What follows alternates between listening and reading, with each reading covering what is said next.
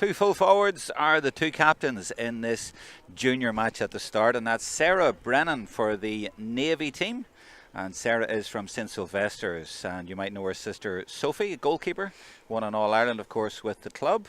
And the other 14 is Ciara Burgess from Castleknock, and she is a mom of three, a Dublin senior way back in 2002, 20 years ago. She won't thank me for mentioning that. She's also was the player of the match in the Junior C final last year in the Dublin Championship. So that's the kind of players we have out there, and the kind of player I have with me is Ciara Trant, who's in demand here, getting her photograph taken. She's been asked to pose for photographs with her fans, but hopefully she can fight them off and talk to us here. But Ciara, I'm just talking there about the two number 14s. I mean, the stories here are amazing. I mean, this really is a special day. I mean, Ciara Burgess, Castleknock, a mom of three, Dublin senior 20 years ago, and I love that last year she was player of the match in the Junior C final. And this day is about celebrating. It's not a trial for playing for Dublin, but it's a celebration of club football, and it just seems to me like a unique event, and I just love the idea behind it. Yeah, and Ciara's story is great as well, having children's being a mother and to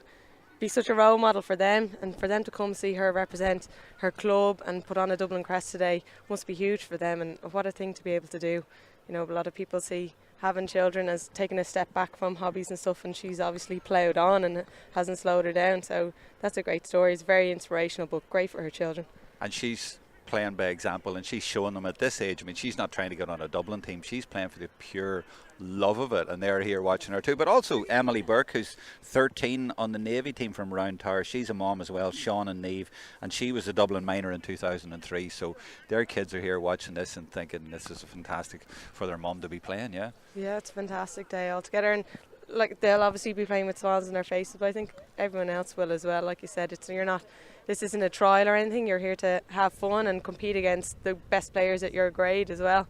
So it's a bit of a strong breeze, but I expect it to be very, very competitive. High scoring, hopefully. Yeah, exactly. Yeah, good open football like Dublin Cork last Monday, but not like Meath against Galway last Monday. I mean, the contrast between the two games was unreal. I'm still trying to figure that out.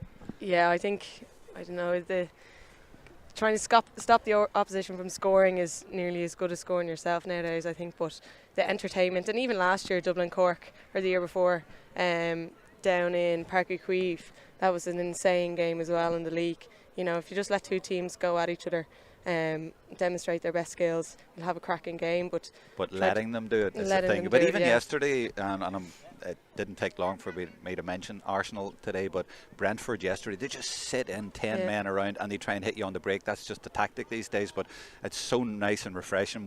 But I don't know what happened with Dublin Cork last week. It was almost maybe after 10 minutes they just discarded everything they'd been told and just went for it. Yeah, well, that's Dublin Cork. It's just a rivalry. It's nearly you have a one-on-one battle in a Dublin Cork game rather than it being a kind of an overall team kind of battle, and the rivalries that are there. But also I think the way the teams play as well, it's very fair. It's go out attack, it's win your battle, and that's it. It's not ever overly tactical, and that playing with freedom. And look, I'd like to see more of that played across the board. Exactly, yeah, I think we all would, and that's what we're going to see today, because these teams are not coached that way. Yes, of coaches, and they met on Friday night, but they're not going to be out sitting in. They're out here to entertain, and that's what the crowd is here to see as well, in the lovely sunshine here. So it is the go-ahead Dublin LGFA Club Stars. We have a junior match and a premier match, and it's sponsored by Go Ahead, as are the championships and leagues in Dublin, and there's a lot of them. And I like the logo they have, Ciara, connecting communities across Dublin, and it's never truer than it is today, because so many clubs are involved. And in the junior, I've had to actually ask a little bit of information, because there's clubs I didn't actually know. So let's go through them, and let's start with the junior whites. They'll come up on the screen now. So the team there, and I'll go through it a little bit. So, and I will mention the clubs as well. I mean, you have the goalkeeper Sinead Kellett from Whitehall, Columkill, not too far from here. And then in the defence here, you have Sid Peregrines, you have Nafena, which is obviously around the corner as well from here. You have Round Towers, and Fingallians at number 6. You have Rachel Howard, and of course her sister is Hannah. Yep. And you have Blanid Ní Scannell. Have I done that right, actually? You have, yeah. Blanid, it is Blanid. Yep. There's an N missing there. Maybe Fingal Ravens, of course, and she's an All-Ireland winner, so you know all these girls. Jessica Wall at midfield. I'm going to try this from Cree Rowe Neafa. Not bad, yeah. From Tala, and Eris Smith and Ellen Kerwin, Emma Howe, Nicola Douch Staunton from Thomas Davis, Ciara Burgess I've mentioned, of course, but maybe you want to pick out one or two there? Yeah, looking to see Blonid Niscanon play. I know her cousin really well. Myrne, obviously an All Ireland winner, and is abroad at the moment. And Rachel Howard too. Her sister Hannah, plagued with injuries last year, but really fine footballer. So I expect big games from them, and interested to see how they play. And let's go on to the Navy team then, and in goals they have Niamh Byrne. I'm mentioning goals, of course, that's your position, but do you want to pick out anyone there before I do on their team? I'm actually looking. Well, we have Sarah Nine on the bench, is my own club mate as well. She plays on the junior team and in the club, so delighted to see her on the panel. Yeah, there's a Bridget's player in the senior team. There's Amelia's on the senior, on the Premier rather, Amelia Ryan as well. But yeah, you've Ellie Harron there at midfield, and she's from Garda Westmanstown Gales. That's an amazing story of that club. But she's actually a student at Trinity, but she's on Erasmus in Holland, in the Netherlands, and she's flown back especially to play in this game. And there is one change there actually. Aoife Allen unfortunately isn't able to play, so Fiona Craddock, number 18, is coming in there. And you've Aoife O'Connor there from Bowden, but not Bowden St Enda's, Bowden Wanderers. Up in the hills. Exactly, yeah, great wee club. And we did their men's game a couple of years ago. And 10, Ellen Quinn is from Ban Edor, is it? Which is Howth. Yeah. So you have a lot of, as I say, different clubs. And then you have Chloe Kiernan from Man o' War, which is out by Skerry's Lust direction as well, right on the sea there as well. So lots of players looking forward, and it's a great opportunity for them today. And in the subs, I mean, you've Circe Lawler, her sister's playing in the Premier game, and she's from O'Toole's. And I know number 19 actually for the Whites is Helen Barron from Clannigill Fontenoy. She's a Dublin Gravity Women's Ultimate Frisbee team player as well. So you have a bit of everything here. So that's what we're looking at, and the officials are out on the pitch at the moment. Ciara O'Brien will be reffing this game, but we are really looking forward to it. And the nice thing as well is that Jigsaw, the mental health young people charity, they are benefiting from this today, because all the proceeds that are donated when people come in, and there is a big crowd here for this game, will go to them as well. And it is going out on Facebook and also on YouTube as well, so feel free to engage with us there, and I will check the messages and comments on Facebook. And I will also mention that basically this is a spotlight on club players across all of the grades, and it's putting club football on show. So clubs have actually nominated the players, so it's a real honour, Ciara, for your club. Imagine your club nominating you to play in this game.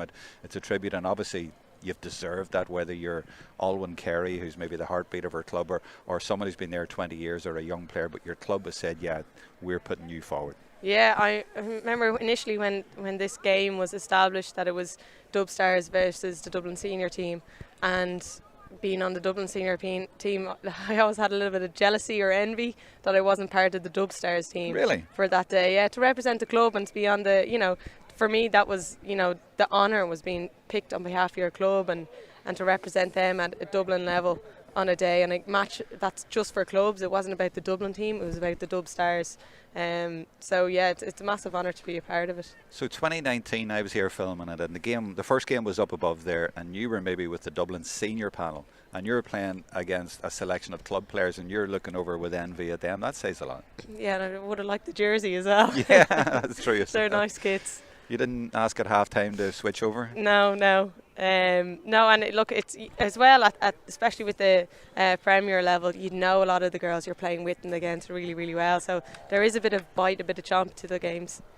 Yeah, so at Premier level, maybe later on they're maybe more actually trying to impress, maybe, shall we say, trying to move up a little. But at this level, it's more for the sort of fun of it, and they love sort of getting this stage, which they wouldn't often get. Is that fair? Yeah, well, I think it'll be quite competitive too. Oh yeah. Oh yeah, well that always kicks in. Yeah. But I also have to mention that there's a lovely stat that the game's about to start. I'm keeping an eye on that. I'll maybe throw it in when we get there, but Ciara O'Brien's about to start the game. But in 2023, there's going to be more girls minor ladies football teams than boys minor football teams in Dublin. I mean, that's amazing. It just shows the way things are going. But this little job here today is kind of underlining that as well, and celebrating the game, and that's good to see. We're off and running now. The Navy team playing from right to left as you watch. We're going to call them just the Navy team and the junior white team, and they have the ball at the minute, and we are hoping for a nice open game of football. Actually, the numbers are a little bit tricky to see in the white jerseys and the bright sun. They're light blue, and that was the number 7 though. That's Katrina Murphy kicking the ball up from light right, left to right, and it's the white team on the attack now, and this is their number 11, and that's Emma Howe from St Finian's in Swords, and she looks like getting the first score, and she puts it over easily enough, and it does seem to be a good open game of football early on, Ciara. Yeah, lovely. She was surrounded by 5 or 6 players there and got the head up and stuck it over the bar, so that was a lovely score. Quite central, those 2 attacks, so if they can spread a little bit wide, I think we might get a few more scores. But both teams emphasising holding on to possession already. So go down the wings a little bit, starting with the keeper here. Yeah. And she's a bit of wind behind her in this side too, so maybe go for length, for distance, and indeed she does. She goes over the heads of a lot of players, and that bounce might catch a few players out because Ellen Quinn has read it well, but there you go with the 3G surface. The ball can run away from you, and that's what it did on that occasion. But yes, interesting point from Ciara. You should go down the wings a little bit. And would it be fair to say, Ciara, that today we're not expecting what you might see at senior level, that level of, shall we say, competitiveness stroke cynicism? Mightn't be that sort of side to it that we won't have today. Well, I hope not. I wouldn't call it cynicism more than tactical intelligence sometimes. But no, yeah, I expect everybody just to be ball hungry today. That was another lovely score off the right foot, 1 apiece. Tactical intelligence, I love that. That's good, yeah. So what is it they call? They talk about clever fouls and things like that, you know, which is another way of putting it. But we'll battle over the words while they battle on the pitch. It's the Navy team with Emily Burke now, and she's one of the moms that we mentioned, a Dublin minor in 2003. This is Ellie Harron going for a point, and with that win behind her, she judges it perfectly, and it's 2 points to 1 now for the Navy team. And Ellie Harron is the girl from the club Garda Westmanstown Gales, student at Trinity, come back from the Netherlands to play in this game. This is Eris Smith from Lucan Sarsfields at midfield, and she spins to come back, and the player with the red headband is Avril Holmes from Ballymun, the Kickums, and she goes cross fields, but that one's gone astray, and it's going to be Ali Harron again. She's got the green boots on, and she gives it forward to Aidan O'Snoddy, I think that is that right? Not bad, yeah. And that's Sarah Brennan, and there's a chance here, could be the first goal of the game, and she lashes it over the bar, and that'll be a 3rd point for the white team. And the sun is off to our right here, so if you're playing from right to left, you're going to have the sun in the goalkeeper's eyes, Ciara, and you never like that, do you? No, you don't. She's well prepared with her cap. I'd be more concerned about the breeze. They're struggling, the white team are kind of struggling to transition out. They're playing straight into the wind, and obviously kicking into that as well is quite difficult. But she has the right idea. She's trying to get her kick outs off quick. And she gets that kick out, but it goes straight to Megan Connolly from Niamh Myrnog, and she's on the ball now, and she releases it under a little bit of pressure, but it's all one-way traffic at the minute, and that could be another point, and it looks pretty good to me, left-footed, and has indeed gone over the bar, and it's 4 points to 1, and that's 4 in a row. So it is going to be tricky for the white team coming out, and the goalkeeper didn't get great length on our last kick out, which is maybe understandable, and again it's gone more or less to the same area, but I think it might have the same result. No, actually it's good work there by Jessica Wall to get to it and get possession, but it's going to be a scrap, and it's going to be difficult for the team in white to get forward, especially with tackling like that, and it's a good interception as well. And it's the Navy team building attack, and this girl has been involved a lot, Ellie, and she slips it to Emily Burke, and she comes inside, measures that one, and she's not going to miss there. She was given a lot of room there, and Emily Burke, formerly Emily Hamill from Round Tower, and I hope her kids Sean and Neve are watching that one and seeing how mom can put it over the bar. She still got it. Yeah, she's a big threat with her left foot. Yeah, coming in on that side, they're going to have to be wary of that. But it's the white team now. They have got over halfway, and that's good work by Rachel Rowe from Crumlin, getting it inside to Ciara Burgess, or rather it was, yeah, it was. I'm just mixing up my teams a little bit here, but this is the 13. This is Nikki Carr. A lot of blue Navy jerseys in front of her, but gets a shot away, but that's easy for the goalkeeper, Niamh Byrne from Trinity Gales. Where's Trinity Gales, Ciara? Jeez, I don't know. You don't know? I thought you would know. There's so many clubs in Dublin, to be fair. I mean, there's actually, do you know, there's 74 ladies football clubs in Dublin, easily, so there is a lot. I remember years ago being told that Cork had a thing in their jersey for the clubs. There was something like 72 ladies football clubs in Cork, and that was about 5 or 6 years ago. And Dublin is around there as well. White team still pressing, and another one's going to drop short, and that's two have gone short. They can't afford to keep doing that. That was Nikki Kerr again, but there is a strong breeze there, and I think she's well able to nip and tuck through players. She did that on the first time she got the ball there, that dropped short. So if she can just carry it in a little bit more, she can be going for goals rather than trying to pop it over from distance. Yeah, that's probably the message from the sideline as well. The management over there, Mickey McGuigan from Castleknock, and Eric Hohan from St Finian's in Newcastle, and Eva Pollock from St Anne's. And fair play to them for managing these teams today, all of the management teams. It's a nice occasion. It's sort of without the pressure, which is nice, so they can just express themselves. And that's Emily Burke again. But this is Rachel Howard from Fingalians and Swords. She gets a nice pass away, but again I think the wind just sort of held that up a little bit, and it's made it easier for the team in Navy. So 5 points to 1 after 6 minutes. No goals yet, but I feel like it's only a matter of time because it's a good open game. And here's Aideen again, and she tried to get it into Sarah Brennan but didn't quite get there, and the goalkeeper came out, and that's Sinead Kellett from Whitehall Columkill, and did well. And is that Chloe Kiernan? No, it's not. It's the number 5. It is Blanded Niscannell.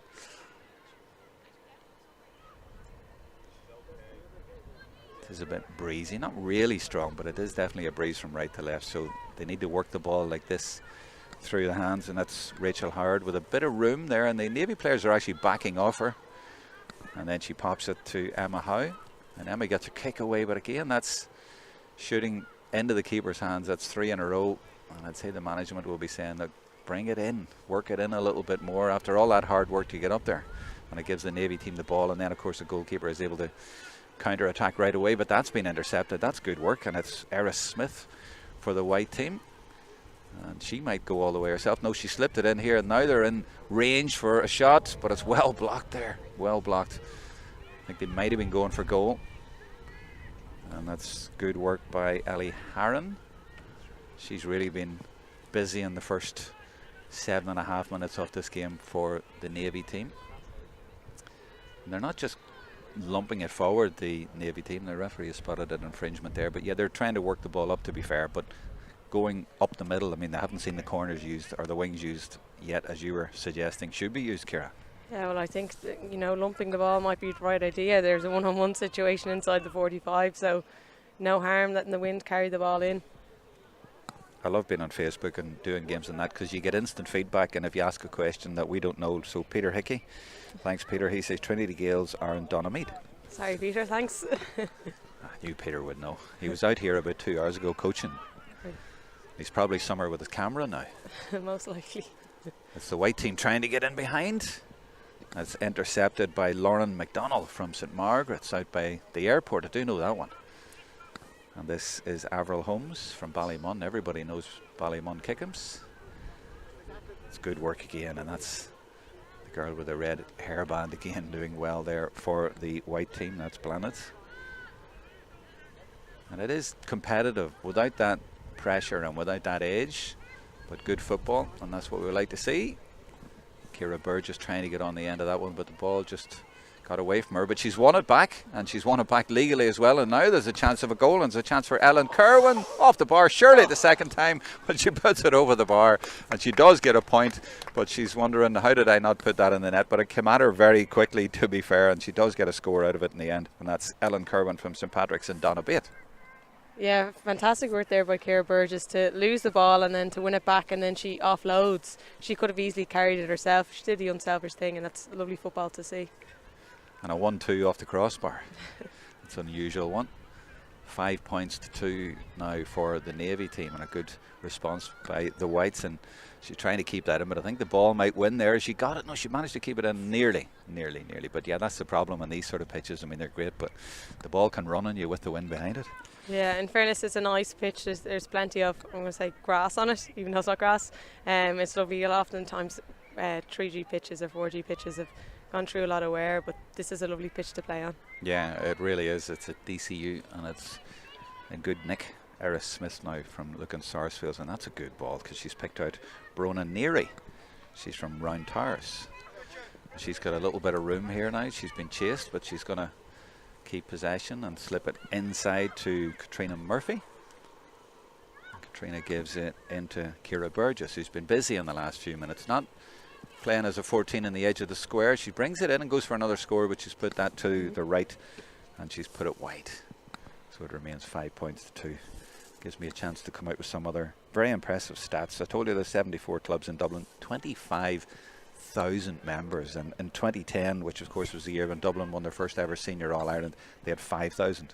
So that's 20,000 increase in 12 years. It's phenomenal, really. And I keep saying this in interviews and things, that it's just incredible where ladies football is going at the minute, and Dublin is huge. You just think of the potential and you think in another 10 years what's it going to be like. There's a good ball over the top. Keeper I think is going to win that one, and she indeed reads it well. It's Sinead Kellett, and good distribution as well off the outside of the boot, and finds Brona Neary, who's wearing 4 but she's playing on the right, and she goes inside as she did before to Katrina Murphy.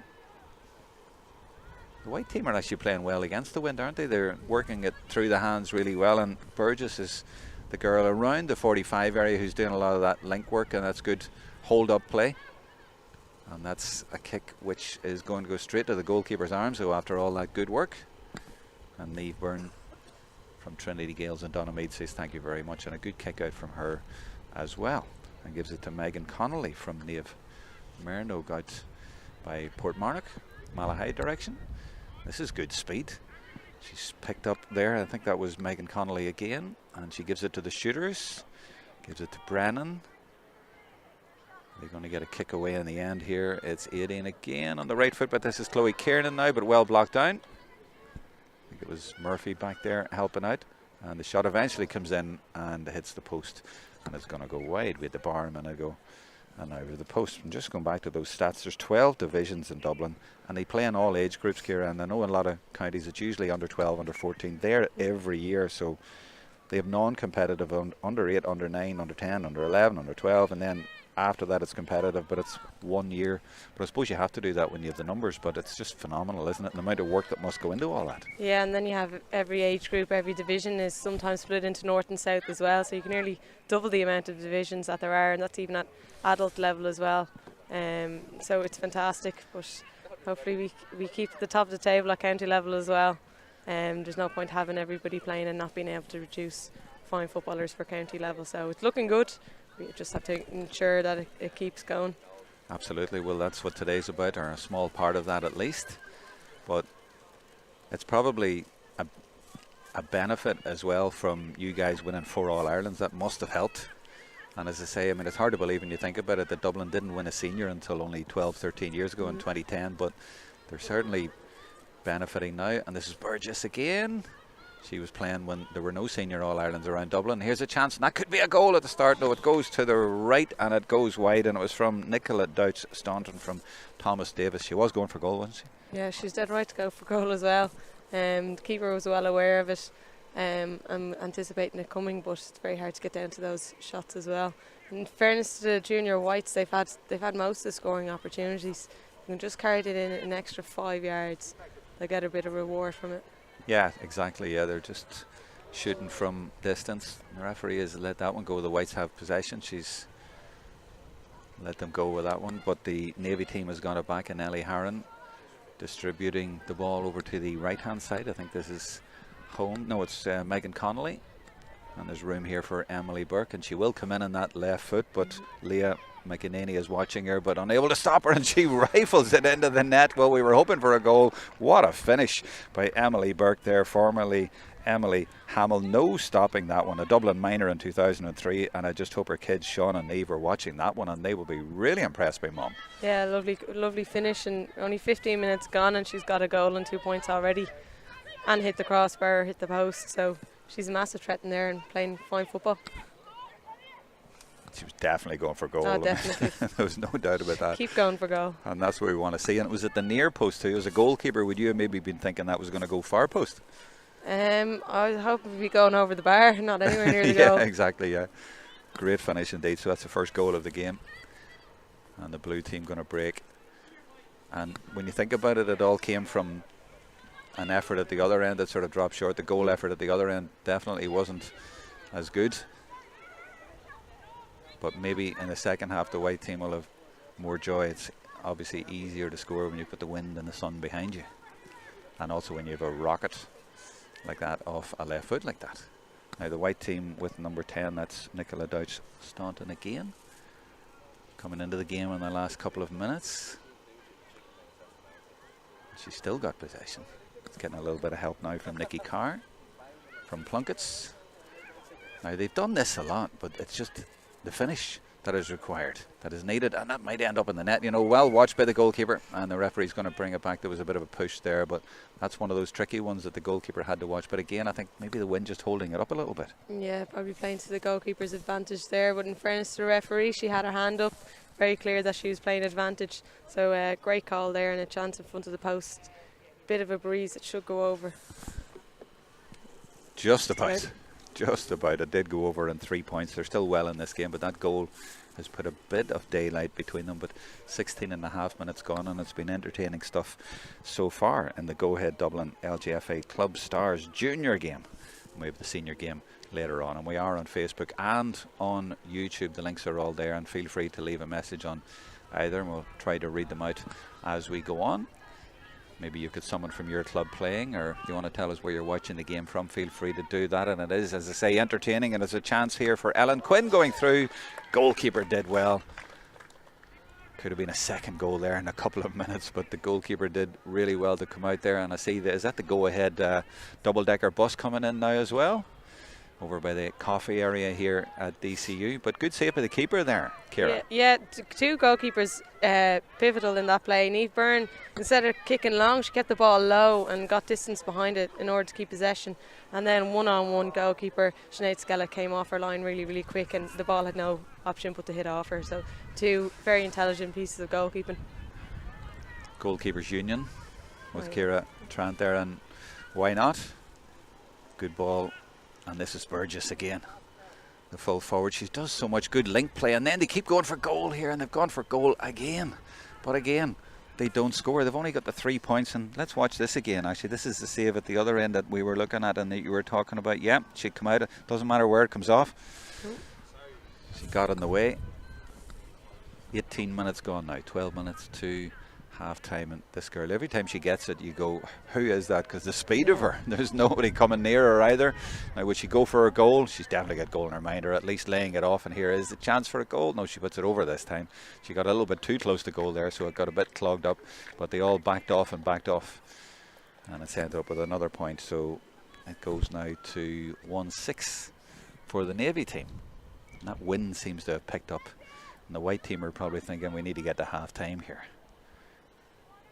That has gone straight to Emily Burke, and she's had a great first half, and she just swings that in there. That's a good ball, and Chloe Kiernan is there, eventually gets it in her arms and lashes it over the bar, and that's 2 in a row for the Navy team, and they're starting to impose themselves now on the scoreboard. This is Sinead Kellett now. Needs to find a girl in white. Keeps going to that left hand side, and it works this time. Through the middle, that's Rachel Howard, who's been available a lot, and good composed play by her. Going up the middle again, and it doesn't work, it's intercepted, and Ellie Harron has got it and gives it to Aideen O'Snoddy, and she gets a free. Thought the referee had given advantage to her, but she is going to bring it back a little bit. It's a nice day for February, isn't it? Fantastic day. Hands are a bit chilly now, but I'll take it. Yeah, exactly. We can't complain. The sun's out, and nice crowd here all the way around, and I hope they've all donated to Jigsaw. I'm sure they have as well.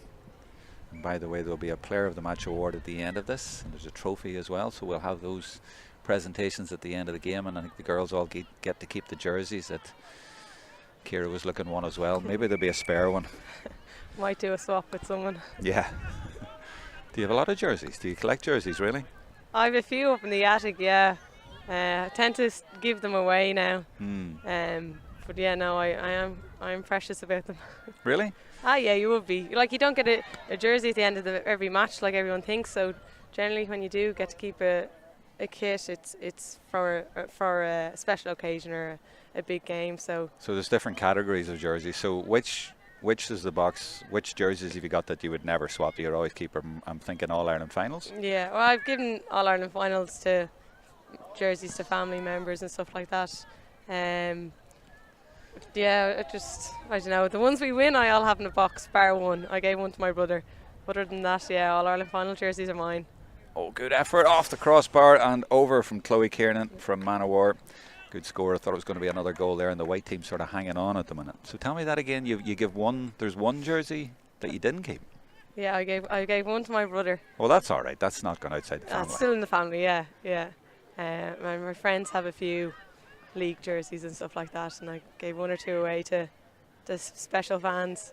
It's a lovely score. That is a good score, and it's Kiernan again, and they're really putting it on the scoreline. That's on the scoreboard. That's 1-9 now, and there's a lot of distance between the teams now. I don't know, maybe I'm a bit nerdy, but I'm interested in those sort of stories about what you do with jerseys and things like that. And of course the Dublin keeper's jersey, it's kind of like the Navy jersey, isn't it? Yeah, this year's one it's just all navy. They're generally all navy. I wouldn't mind a white one. There was rumours a few years ago you might get a bit of a grey one or a light grey one. Well, what when Dublin play a change kit, what's the goalkeeper's jersey? I don't think we've played a change kit. Have you not had it? No. Is there not? No. Right enough, I suppose. Who would you be playing that you would need to? I think we've played Leash before, but it was navy on blue. But it's always such a nice jersey. I mean, everyone around the country likes the Dublin blue. It's that shade of blue as well. It's really nice.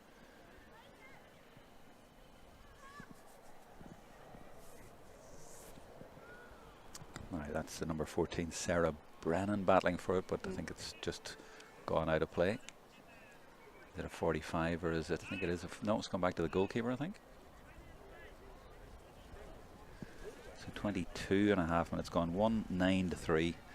But I think the way the game's gone and the way the conditions are, that's not insurmountable in the second half. And the white team have played really well in the first half. It's a wee bit unfair on them, isn't it? Oh yeah, definitely. I think we'll see the momentum flip in the second half, hopefully. But there's a lot of players to come off the bench as well, so there might be a bit of a spark there as well. Someone could make a difference yet at the end of this first half. Someone on Facebook, Nicole Harford, has said, "Go on, red headband, Ravens a boo." So that's it's blended from the scandal from Fingal Ravens. All-Ireland winner Murren, of course, is the cousin. You said she's abroad at the minute, yeah?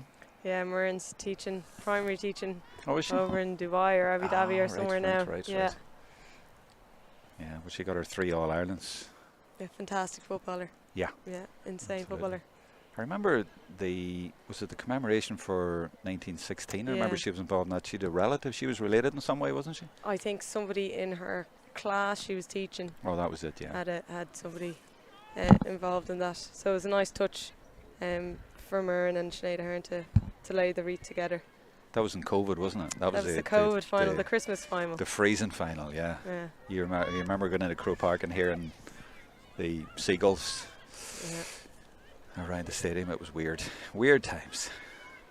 Thankfully no more. 24 minutes gone and the Navy team again with Ellie Harron. She's probably been the best player in the first half, but there's been quite a few. But she's been driving forward a lot. That's why she came home from the Netherlands. This is Ali Gormley. I haven't mentioned her so far, but she's going for a score and just put it to the right. She's from Garristown. But yeah, they've just opened up here a little bit towards the end of the first half, and they've gone to a 9-point lead. And the junior white team only the 3 points, but they've had so many chances, but they've dropped them in short, and maybe the second half they'll convert those. It's a nice ball down the wing. Their approach play has been good, and this girl is one of the main reasons. Ciara Burgess, you can see the quality that she has, and she gives it to Nicola Douch-Staunton. Now, can they get a score this time? Nikki Carr has been very busy, and the Carr speeding towards goal, and this is Burgess now, the captain of the team, gives it into Carr, and her shot off the post, so unlucky. And the Carr again has got the ball, and they might get a score at the end of it. They're still going for goal, and they've missed again. How many goal chances have they missed? They've hit the bar, and they've had so many wides. They've hit the post. They've been really unlucky. Yeah, I think both ends, the crossbar and the post, have been playing well so far today. But yeah, I think the junior whites can feel a bit hard done by. Looks not on their side in front of goal today. So even on the rebounds off the crossbar, they haven't got anything out of them. A point. Yeah. Well, they got the point that time, didn't they, off that, and they didn't get anything that time off the post. This is Megan Connolly, and every time they get it around the middle, these two midfielders speed off really impressively. And they get it up to Burke, and there might still be a score. No, there's not. That's good defending. Junior Whites trying to stem the tide, but they really need a score at the other end. So unlucky. That's good work by the red hairband. Crowd coming in around us now, and nice to see families at the game. As I say, nice to see a game without the pressure, without that edge. Not that the girls aren't giving it everything, like Emma Howe here. That's a really nice ball, looking for Burgess again, who's been the busiest of their forwards, creating a lot. She's looking maybe to try and finish it, but this is where they haven't applied the finishing touch. Have they got a point this time? That looks good. That's much better. That's what they need. Take your points, the goals will come. That's what they say. That's their 4th point. It's taken 26-27 minutes. Right, where's the goalkeeper? And she doesn't go for a distance. She tries to place that one, but it's intercepted by Ellen Kerwin. At least she tried to get it, but the Navy team has got it back. They've outnumbered, and is Lauren McDonnell coming down the left wing. And that somehow reaches Chloe Kernan. Little hand to it, but she managed to get there. And this is Ali Gormley, and she's got the ball over the top, and there's another goal chance here for Emily Burke. She's on that left foot, but she takes her point this time. Maybe could have gone for goal, but she's got the only goal off the half so far, and she's really enjoying herself out there in the first half in the sunshine, and with the wind behind her as well. And she must have scored, what, 1 goal and maybe 3 or 4 points. Yeah. Have you been taking note of that? 1-3, yeah. 1-3. And she, every time the Navies get the ball, she's trying to sneak in for the ball over the top for these one-on-one situations. So she's there. They just need to keep getting it to her. Might be trickier in the second half. The goalkeeper's gonna, or the referee's gonna hold that up there. A little bit of a challenge and an ooh from the crowd. It was the number 3, Sinead Murray, for the Navy team who went in there. She's from Crave Kieran. If I remember right, don't they have a clubhouse at Parnell Park? Is that what that club is? But then their pitches are a little bit further out. Yeah, they've got a few pitches. A pitch on the Malahide Road, just off the M50 there. Yeah. Now this is Ellen Kerwin. She puts it into the danger area, but it's gone straight to Leah McEnany from St. Peregrine's. McEnany sounds like a Monaghan name. And here she goes again. She's done this so many times in this half. And lays it off this time rather than carrying it. So gives it to Aideen, and she's got it inside. And surely there's a goal here. They've got players over. It's gone off the bar again. And surely end up in the net. No, it doesn't. Kieran puts it over the bar when it looked like it had to go under. We should really have had about 6-7 goals in this half, but we've only had the one. That was a lovely football by the Navies. Really, really unselfish. You see it again here. Yeah. Just creeped over. And that's Chloe Kiernan's 5th point. Like she's sneaking out the ball over the bar constantly, and she's having a really, really strong game. But we talked at the start, Ciara, about they're not organised here to play blanket defence, and it just shows what can happen when you don't do that and you leave players in behind. It's woman on woman. Now the goalkeeper, as the sun disappears, is Sinead Callett. She goes high again. We haven't seen too many short kickouts, but that one has worked. It's gone straight to Emma Howe, and the Whites are on the attack all of a sudden, but good working back, and it's that midfield pairing again that has been so dominant in the first half, and it was Megan Connolly. Did well to win that one. And the referee is just holding up play a little bit. Thought we were maybe having a substitution, but we're not. I think we'll see a lot of subs in the second half. They'll obviously want to give everybody a game. And there is one of the subs, actually. There is an 18 that has come on. That's oh no, she was on earlier from the start. That's Fiona Craddock from Coola. She's wearing 18, but she actually started the game because Aoife Allen, unfortunately, wasn't able to. Now we're going to get a goal at the end of the half. They've won so far. It's Kiernan again. Puts it over the bar, and is that her 4th? 6th. Sixth point for her. So she's enjoying herself as we go into added time at the end of the first half. But they may enjoy it now, because it could well be very different in the second half, because the sun here is over to our right. Definitely an advantage for the Navy team in the first half. Now this is Nikki Carr all the way back there taking the ball. I was saying there was no short kickouts, but she went back and got that, trying to get her team moving. Coming up to half-time, referee Ciara O'Brien calls half-time right now, and it's been an entertaining first half and a generous round of applause from the crowd here. And it's such a different occasion, isn't it, Ciara, that there's no real mad competitiveness. It doesn't really matter who wins, they're just here to enjoy the game. Yeah, and it has been that open football that we've been looking forward to, which is really, really nice. I wonder now at half time, will things change? Will getting used to conditions and playing together, and it is competitive, will the Navy's approach to playing football change to run it a bit more? And will the junior whites have seen that long ball on or is on? So will they try get it in to the likes of Ciara Burgess, Nikki Carr in there that are causing a lot of damage? Yeah, they need to do that to get back in the game, but I think they will, so I think it'll be an interesting second half. But we're going to take a break now for 5 or 6 minutes, and we'll be right back with the start of the second half.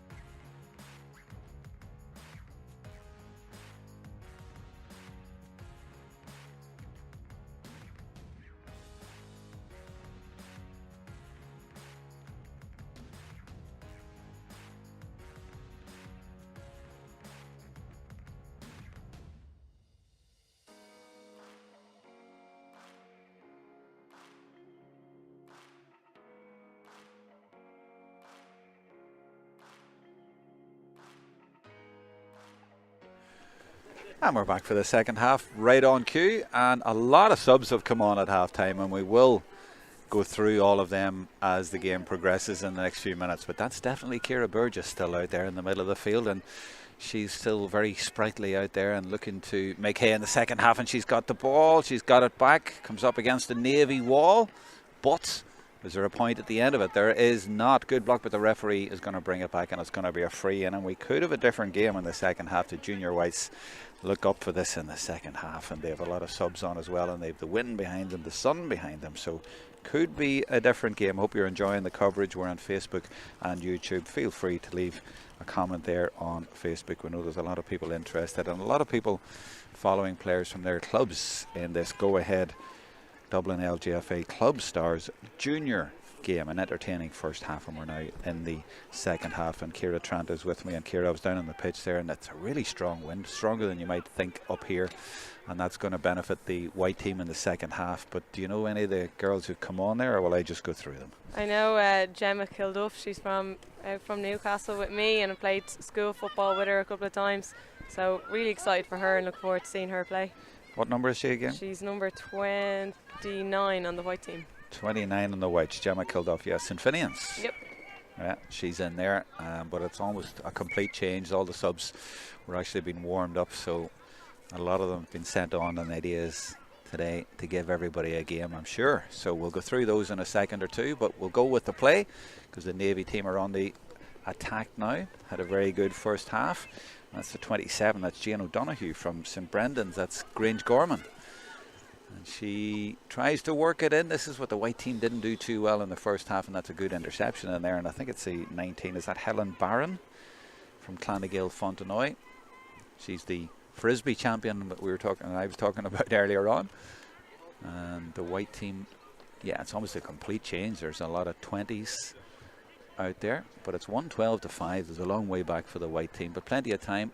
And they do have that strong wind behind them, and they do have this girl. She has been so busy in the game. She's been fantastic, and she slips it in. There's a goal chance here, but goes over the bar, and they'll take that. But really impressed by Ciara Burgess. You really do not lose it, do you? And last year she was player of the match in the Junior C final. Yeah, she's very unselfish on the ball. She's getting it in around the 45, and she's laying it off to someone in a better position. So that's the type of player you want. She could easily take her own scores, but she's not. She's laying it off, and it's nice football. Absolutely, yeah, that's a good point. She's the provider, isn't she? She does all the hard work and leaves it off. But another point makes it 6 points now. So 9 points in it. But I really don't think that is insurmountable. I'll just pick up the subs as we're going here. I see 23 in the shot, for example, there, and that is Ciara Mangan from Clontarf. And the kick taken, which is going to be brought back, was by number 28, who's going to the ball now for the whites, and that is Niamh Egan from Kilmacud Crooks. She's taken the free. And it's a nice ball into 18, which is Rebecca Fitzpatrick from Ballantyre St John's. Girl chasing is Sophie Kelly, who's come in. But here's Burgess again. Will she get her goal? Oh, she goes to the right. And she just goes wide. We were saying that she's the provider, but that time she was definitely going for goal. And I've gone in, Ciara, and put a camera in the goals in there. I was hoping she'd put it. Now I need her to put it in the top left-hand corner. Interestingly, on those two last attacks there, Sarah Ross from St Vincent's has been free on the back post for a little pop pass both times. So it'll be interesting to see now if that situation can arise again, whether she'll get the ball or not. Yeah, they need to work it in. Sarah Ross from the Vincents. Number 26, yeah, she is in there. And 20's in there for the Navies. That's Emer Fitzsimons from Stars of Erin. Am I going to appeal online for that one, Ciara, or can you tell me where Stars of Erin is? Oh, I should know that as well. Oh, really? I can tell you what every jersey looks like.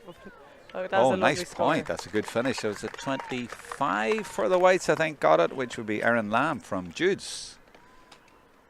I think, or was it 20? Stars of Erin is up in the mountains. That's where it is. Up near Johnny Fox's, yeah. Okay. It may have been 23, got that. I'm not sure. I thought it was 25. If it was 23, it was Katie O'Rourke from Scully Connell. So it's almost all change at half-time. That's the spirit of the game. 26 is out there for the whites. So that's Sarah Ross. We've already mentioned her. goalkeeper hasn't changed. That's Niamh Byrne still for the Navy team, and she gives it to number 22. That's Katie O'Rourke from Whitehall Colmkill. And she persists and does well. What colour are those boots, Ciara? Are those green? They are, I think. I thought they were nearly Dublin colours, but I think they're green. I'd say turquoise. Yeah, teal maybe. Yeah, teal, like there that. you go, yeah. Just checking who's watching on Facebook. Shankill GAA club. They're south, aren't they? I remember being down there a few years ago. That's a good ball. And the Navies haven't had much joy in this half, but that is Sarah Nyhan from St Bridget's, from your club, Ciara. And she's giving it inside, and Jane O'Donoghue now and there. They're having the problems that the white team had in the first half. But yeah, that's the Bridget's girl. Another substitution being made by the Navy team. Don't know how they made it half time, how many they made at half time, but of course they can make as many as they want today. This isn't an official kind of game where you have only 5 subs. So another substitution, and actually they're taking off their 14. That's Sarah Brennan for the Navy team. They haven't got a score yet in the second half, but they have that big lead. They have 8-point lead. Now, goalkeeper puts it out into the middle, and I was waiting for that to bounce over the heads, but it doesn't. But instead, it's Fitzpatrick who gets it. This is the 26, is it? No, it's not, but I think it might have been 28. But anyway, the Navy team has got it back, and there's a little bit of room here. And over on this side, they are looking for Ciara Mangan, but the white team have nipped in there, and that's a nice quick ball, and that's what you want. Quick ball down the line, and Ross is looking for the ball over the top, and the ball does go over the top, and it's Gemma Kilduff who put it in there, but the referee has spotted something there. And she's indicating what it was, and it's a free in. And it's Sarah Ross who takes it and tries to take it quickly, but not accurately. They weren't quite in the same wavelength, which is kind of understandable. These girls don't play together all the time. Now this girl has got out in front a few times. Sarah Nyhan, again from Bridget's, and good quick delivery as well. Trying to spread the play down the wings, not just go through the middle. But the white team are definitely on top, and that's Amy Coleman from St Monica's. Where's she going with it? Is she going to go long or short? She's carrying it through the hands. Burgess always available, and spins to go off into space as well. And Unselfish again lays it off to Katie O'Rourke, and it's going to be a free in. They've plenty of time here, haven't they? So they keep taking the points.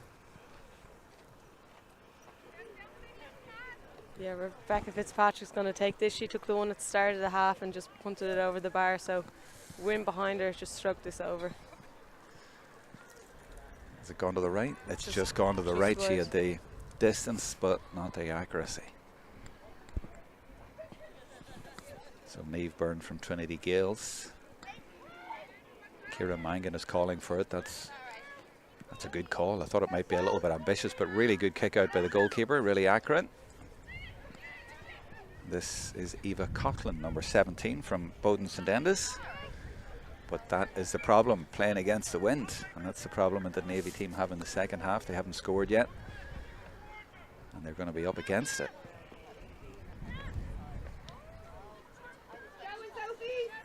That's good battling by the Navy team, and I think it's Connolly again. Now she's taken a knock there, but she had won the ball. She sort of came in the blind side, and the referee's going to hold that up. Do you know what I'll do? I'll just go through all of the subs. So for the whites, Amy Coleman is 17, 18 is Rebecca Fitzpatrick, 19 is Helen Barron, 20 is Lauren Coleman from Shankill, 21 Sarah Staunton from Temple Oak, 22 Sarah O'Neill from Round Towers and Lusk, 23 is Katie O'Rourke, 24 Fiona Power, 25 Erin Lamb from Jude's, 26 Sarah Ross, 27 Nisha Finnegan, 28 Niamh Egan, 29 Gemma Kilduff. I don't know that they're all on the field, but most of them are, and I'd say all will get on by the end of the game. That's a nice ball, and it's this girl again who's been really impressive. And she has run into space there and laid it off to Jane O'Donoghue. Now, will the Navy team get their first score of the game? They still have Emily Burke out there, and she still has that left foot, and she's got their first score of the second half, and she's carried on where she left off in the first half, and we're nearly 10 minutes in already, and that's her first score. Yeah, first opportunity for her in this half, and she pops it over the bar. So there's a nice battle going on, 2 full forward lines between Emily Burke and Ciara Burgess. Very, very interesting. The two mums. Two mums, there you go. Yeah, it's a battle of the mums. Maybe there's a secret to it. It must be. Well, you were saying earlier, I mean, people used to maybe think that if you start having families, you can't play football, which of course is nonsense. And they're proving that out there. 28 for the Whites, which is just giving it away, and the Navy team have got it again with their number 27, O'Donoghue. Looking for a second score. It's been turned over though, and it's going to be a free out. Now I'll go through the Navy team subs. 17, Eva Coughlin. 18, Fiona Craddock, who's been on from the start from Coola. 19 is Kiva Healy from St Mary's in Saggart. Trying to keep an eye on the game here as well as reading these out, because the Whites are on the attack and there's a lot of room up there, and this is Burgess going through, and surely there's a goal on here. She lays it off as she usually does and sets it up, but it's gone to the right and it's gone wide, and they've not taken that opportunity. Back to the subs. 20 for the Navy team, Emer Fitzsimons. 21, Rachel Herlihy from Donabate, St Patrick's. 22, Katie O'Rourke. 23, Ciara Mangan. 24, Sophie Kelly. 25, Sarah Nyhan. 26, Saoirse Lawler, whose sister will be playing in the Premier game from O'Toole's. 27, Jane O'Donoghue.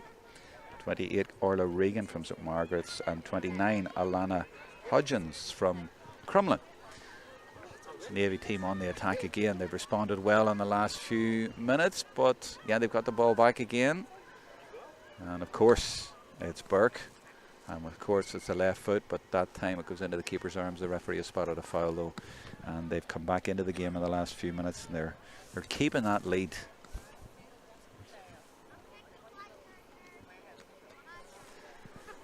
Little bit early, Ciara, but I will warn you that they'll be looking for a player of the match nomination, and they want us to do it.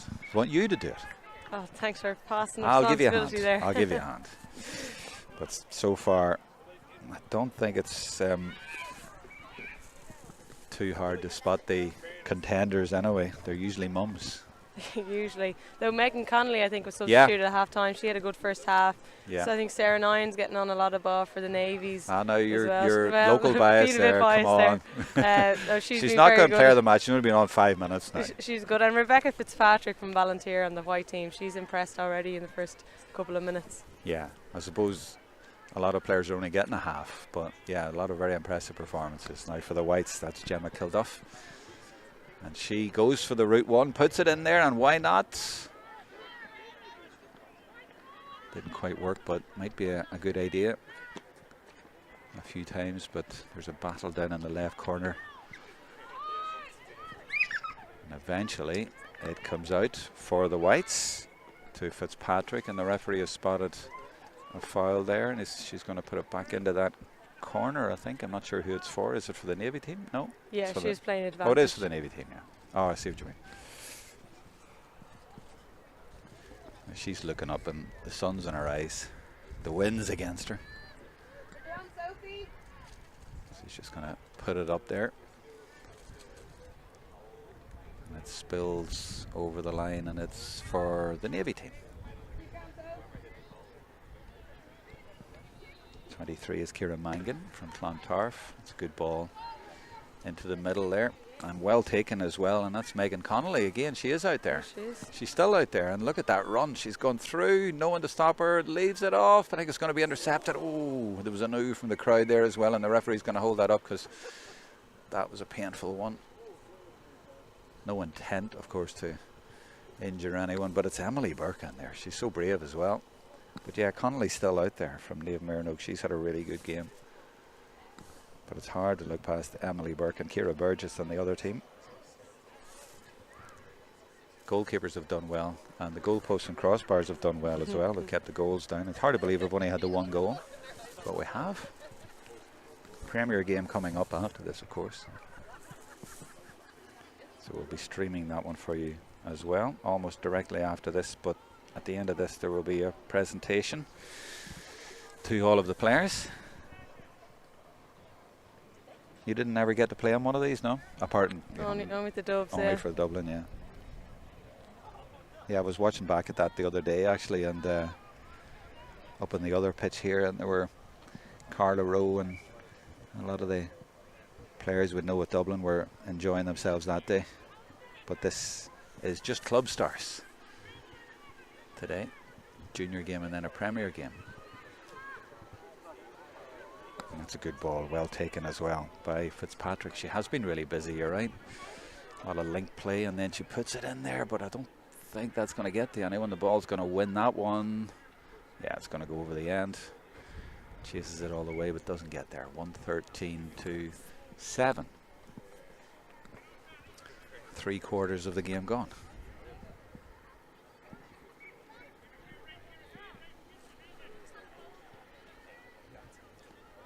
That's a good kick out, but the bounce just took it over her head. And Niamh Egan gets in there. Katie O'Rourke-Keane involved. Now they're looking for that ball, but they're trying to measure it now rather than just putting it in there, because they saw the way the last one went over the line. And Burgess, who else is there? Is she going to be creator or is she going to be finisher? That's good work from her. There might have been a foul, but they go for the shot in the end and they blast it and they don't even get a point out of it. And they've been wasteful in the second half as well, this white team, as the first half, to be straight with you. Yeah, they're goal hungry in there, but in fairness, the referee did play advantage. So again, really good refereeing, and they should get something out of this, hopefully. Yeah, Ciara O'Brien is the referee. They're trying to take that one quickly, and the referee says, hold on, there's 2 footballs on the pitch. But yeah, they've had enough chances in this game for it to be level. Now they're just going to take their score. They've missed that as well. So 16, so 9 points in it. I thought the way they'd started the second half that they were going to get right back in it, but the last 5 or 6 minutes they've been very wayward with the shooting, and this Navy team has done well, and Sophie Kelly has done well there. But hold on, the white team have it, and that is Amy Coleman. The players over here, there's certainly a goal on here. Will they go for it? They have to go for it at this stage, and she's put it over the bar again. Well, they do get a point out of it, but they need to go low, go lower. Maybe she was going for goal and got under it, but they need to go for goal if they're going to win this game. But it was a good finish in the end for a point, I guess, if you watch it here. But there's so much room there, and that could really have easily have gone under the bar. Brings it down to 8 points. 23 is Katie O'Rourke-Keane. Now that shot has gone to the right as well, and I guess, Ciara, it's the fact that, you know, they're not playing together as much, so they're not really knitting together. And Ciara Burgess has knitted a lot together, but the rest of them not so much. Yeah, the advantage of training with someone is known where they're going to run next and what type of ball they like and the link-up play, and they're at a disadvantage with that. But still, there's been some really nice passages of play. Yeah, and that's a really good catch by Sarah Staunton. She read that, so the pressure is going from right to left, but it's how they knit together now, and that's Amy Coleman trying to make things happen and gives it to Katie O'Rourke-Keane. But it's the Navy team nipping in there. Have they got it back? They have. That was Niamh Egan. And here's Burgess. Every time she gets the ball, I sense that something might happen. But the Navy team have got back in numbers. Burgess nips in again. She's always in the right place at the right time. And she goes for her own kick this time. Goalkeeper watches it well, though. Niamh Byrne, no bother to her. And she's not conceded a goal so far. The white team have come extremely close against the bar and the post, but she's been really good. Yeah, she's very confident. A few times she's carried the ball, gone on a bit of a run. Very relaxed. Good under the high ball. A few shots came in. Quick dropping short on her in the first half, and she dealt with them really relaxingly. So very impressed by her. Yeah, do you know her at all? She seems a young keeper. Yeah, I've seen her train once or twice. I think she's familiar, but yeah, definitely someone to watch. Now the white team with Niamh Egan from Crokes. Burgess coming out the field, but always linking the play, setting it up. But they're going through the middle again, and there's no way through there. They do get a free though, but the Navy team have dropped in there. Love a wee goal to make this interesting in the next few minutes.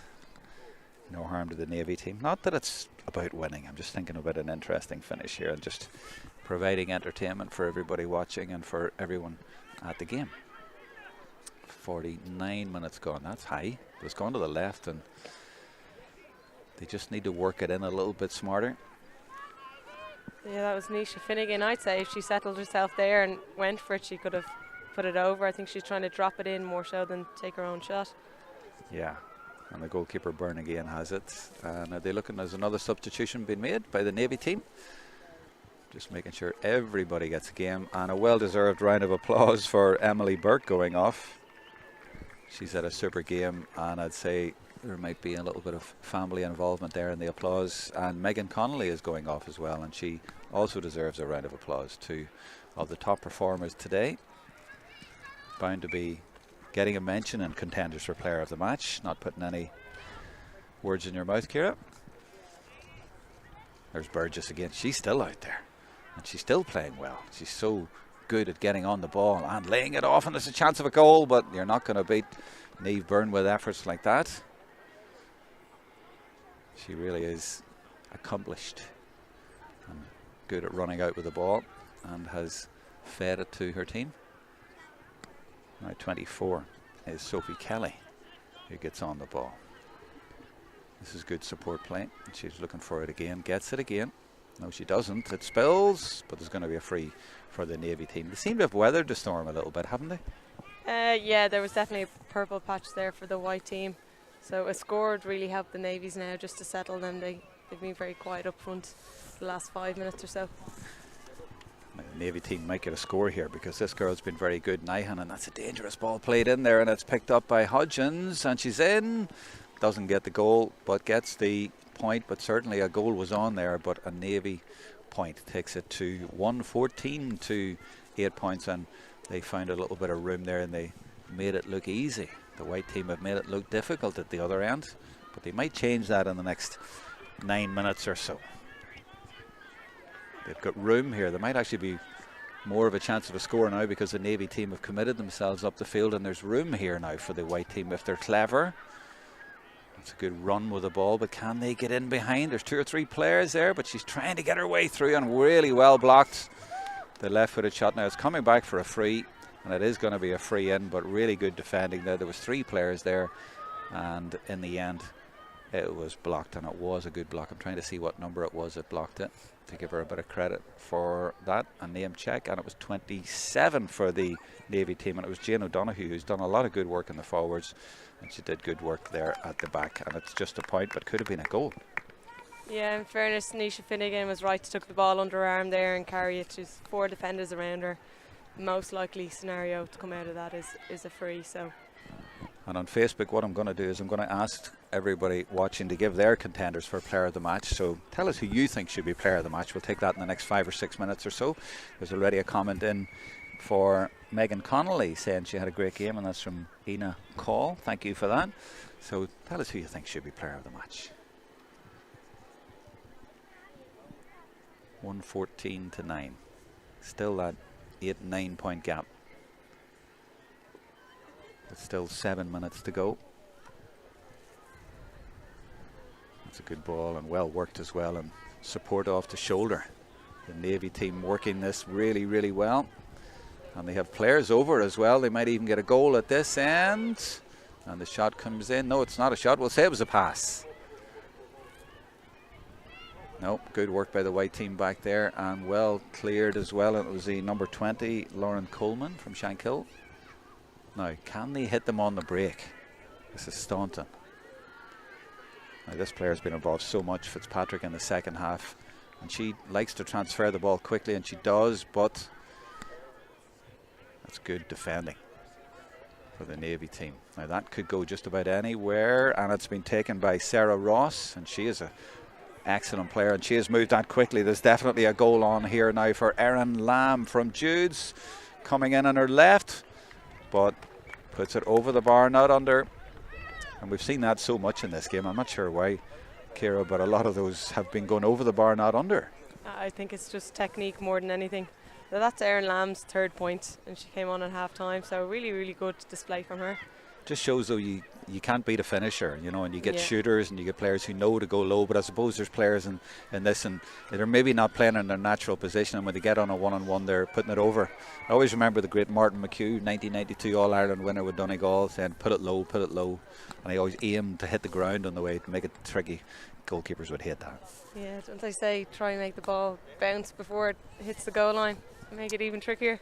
Yeah, Not that I'm giving away any exactly. tips now. Yeah. We shouldn't be telling everybody this, but yeah. Well, Martin was actually manager of Cavan in '97 when they won the Ulster Championship, the first time since the '60s they'd won it, and they won it with a point, but they had a goal that basically won the game, and he played it low and it bounced onto the keeper, and he said it was Martin had told him to do that. So, yeah, play it low, but you know it's a sort of a specialist thing, isn't it?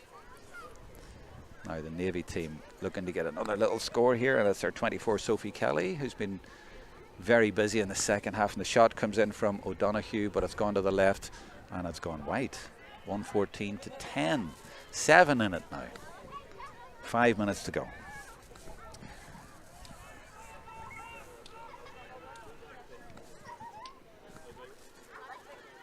And that's the Navy team winning it again. I think it's 29. Is that Hodgins again? I think it is. She might go for her own score. She does, but that's going to drop into the keeper's arms, and it does. Sinead Kellett.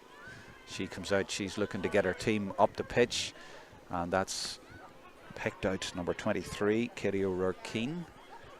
Now have to get players over. It's all woman on woman up there. There's no blanket defences, there's no sweepers in there, so that's why it's opened up, and there is a chance if they move this, and it's Burgess. Creator so often, finisher this time, she gets a point. 4 minutes to go and gets it back to a 6-point game. Now the contenders for player of the match, thank you for responding to that. We've had a shout out from Megan Connolly.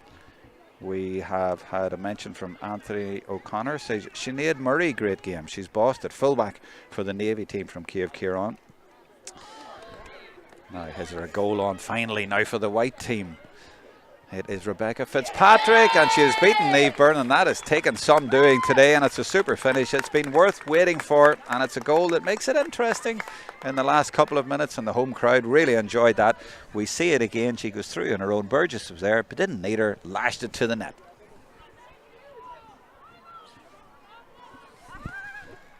I'm not sure the keeper was expecting that, but she did have the sun in her eyes. She was maybe expecting a pass there, but she just drove it really, and the power just took it in, Ciara, didn't it? Yeah, there's good support play by Ciara Burgess to be there, so you know, left a doubt into Niamh Byrne's mind into what she was going to do with the ball. And look, sometimes power is all you need to be the goalkeeper, and she certainly had that behind her shot.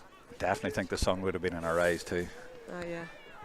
So 114 to 111. Was 9 points just a couple of minutes ago, so it's turned, and now there's just a goal in it, so there's chance for the white team to win this. They've left it a bit late though. We're down to almost the last 2 minutes. I don't think there'll be much extra time, added time, but they have time to get a goal. They can get in behind again. This is 27, Nisha Finnegan, and this is Burgess. Not many players have played the full game. Niamh Byrne has, and this girl has. She's put it in here to Finnegan again, but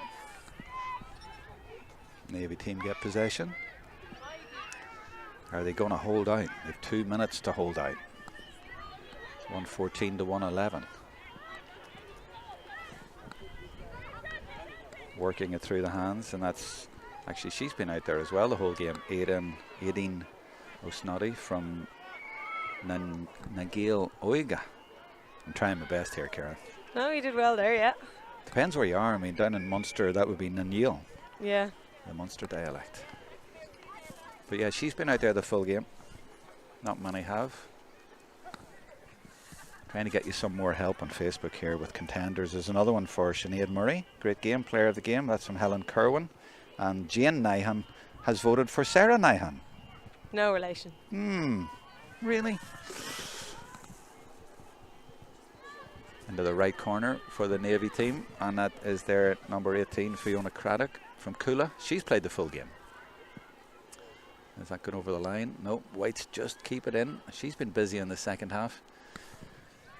Last minute of normal time, and the ball's at the right end of the pitch for the Navy team, and they're putting pressure on and not letting them get out. But look where Burgess is, all the way back there, and it just eluded her.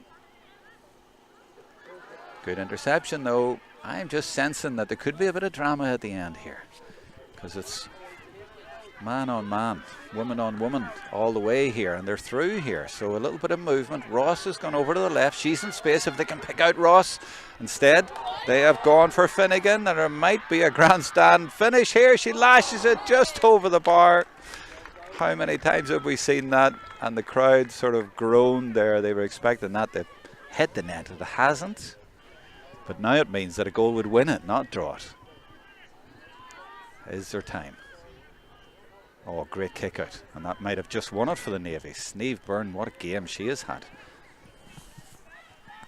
And that wasn't what you expect from a goalkeeper, maybe saving things, but it's certainly been an impressive kick out. But the Whites have got it back. The junior Whites now with Fiona Power, and you can hear, you can sense from the crowd that they feel there's a winner here. Burgess gets it, gets advantage. Gets on with the game. The Navies are all back there. And all of a sudden everyone is a little bit louder, and she just puts it in there. Who's going to win it in there? Oh, what a brilliant catch. And she gets a boot on it but doesn't get any distance on it, and the Navies may just have repelled that little surge at the end from the white team. 61 minutes gone. The referee is playing advantage, but the Navy team have the ball. That's the important thing, but they may just have kicked it away, and she'll not keep that in. So is there time for the white team? Referee is looking very closely at her watch. I think this will be the last chance saloon. 62nd minute. The white team, a point is no good. I don't think they'll have time to score 2 points. They have to go for goal. Fitzpatrick has had a great second half, and she is through and gets her kick away, and it drops. Oh, it hasn't gone into the net, has it? Yep. The referee is pointing, and she's coming over. Yes, she has allowed it. What a dramatic finish to this game. What a comeback from 9 points down. And Fitzpatrick has been brilliant from Ballantyre St John's, and she got her kick away, and I feel sorry for Niamh Byrne. She's had a fantastic game, but she just misjudged that. The sun was in her eyes, a little bit of wind there as well, but it could well be the winner.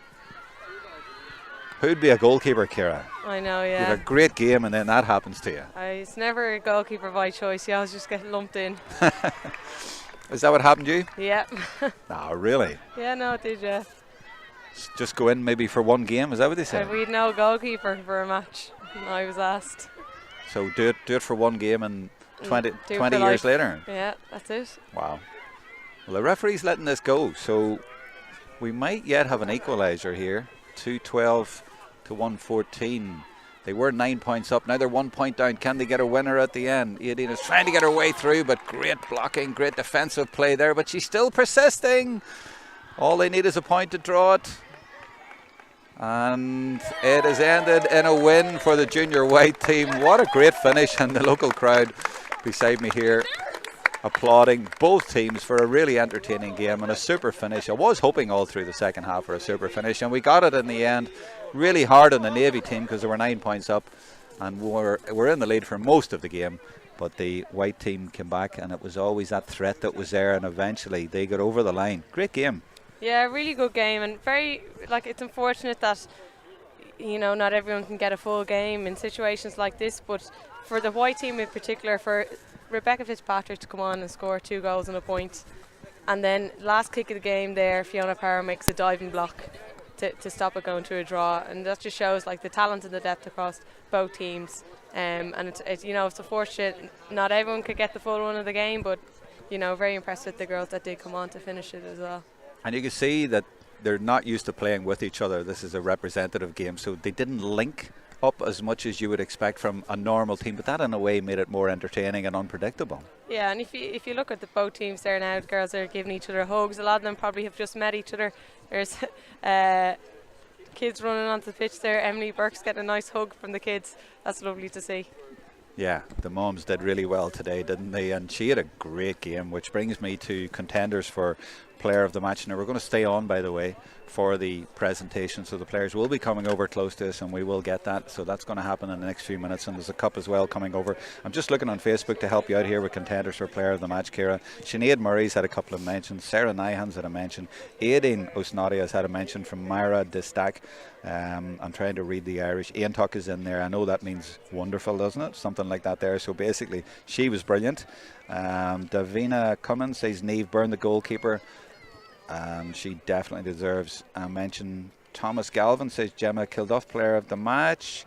And that's all the contenders, so it's over to you, Ciara. Your contenders and your decision for player of the match. Yeah, obviously, like we've mentioned, Megan Connolly, she had a great game around midfield, very, very quick, but great ball carrier. Emily Burke, obviously, with a goal and 4 points. And, being substituted in the second half to get that in the match is brilliant. Chloe Kiernan got 5 points too. Some excellent defending. Sinead Murray was brilliant, very impressed with her. And on the other team, I think Nikki Carr had a really good first half, got on a lot of ball. And Erin Lang coming on from St Jude, scoring 3 points. That was fantastic. And of course, Ciara Burgess, she only got the 1 point, but she was pivotal to every attack that the Whites team were making. And off the ball, she worked her socks off. Like if you put a tracker on her today, I'd say she's up around the 8, 9, 10 kilometres. So who's your decision? Who are you going for? I probably have to give it to Ciara Burgess in terms of she was a fantastic team player in a game where everybody would like to shine. She's shown for being very selfless in how she played. She didn't want to make it about her. It was all about the team in everything she was doing. So I'd probably give it to her. But I think Emily Burke can feel hard done by that as well. Yeah, it's a case of which of the moms gets it. Yeah. Although I thought you might have gone for the goalkeeper, actually, Niamh Byrne. She was so unfortunate in there, and I thought you being a goalkeeper as well, because she had such a great game. I thought, she did, and like you said, like that sun, both goals came from the left-hand side of the pitch. Yeah. Niamh's right, so and that's where the sun is at the moment. So. Yeah, especially that high ball that can be tricky with the breeze carrying it an extra little bit. So not her fault. She was excellent, and definitely someone to keep an eye on. Look at the crowd out there. I mean, they've come from both sides. A big crowd here as well on this side, and they've all gone out, and there's a lovely atmosphere. Yeah, it's fantastic for families, especially for girls that maybe never even dreamed or imagined they'd be putting on a Dublin jersey. So to represent the clubs and their families on a day like today, it's really special. And there's no pressure. Go out and enjoy it. Being picked is the reward, not the match.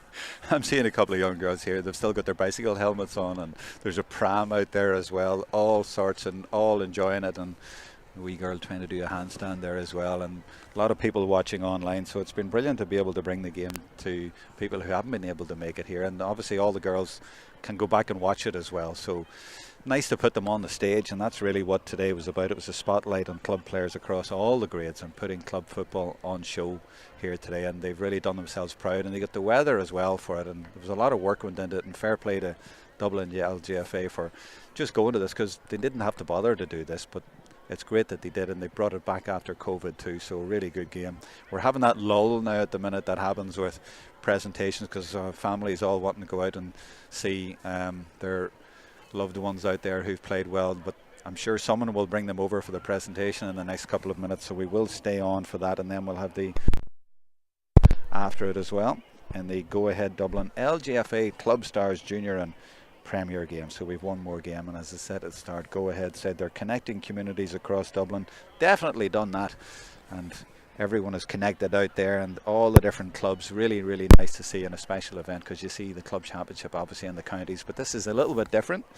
So many clubs represented, and good to see them out there, and the players nominated by their clubs as well, which is nice as well. So it's a special honour, and they've deserved it. They're not just out there for ability, they're out there for maybe everything they've put into their clubs, or their attitude, that kind of thing, which is obviously very important as well. And it's nice to see there's sisters out there, and there's moms out there, and there's also clubs in opposition as well, players from the same club, like the O'Dwyers in the next game of players in both teams. And also notice there's actually sisters in the next game actually who are going to be in opposition.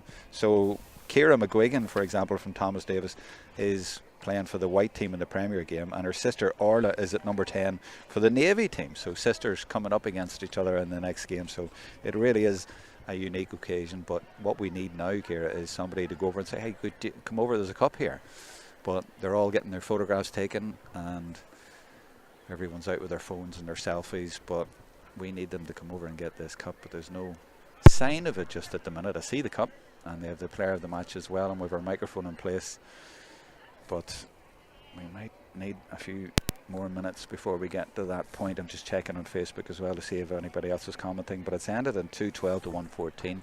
We were hoping for high scoring. We expected a lot more goals, didn't get them, just a 3, but really entertaining game.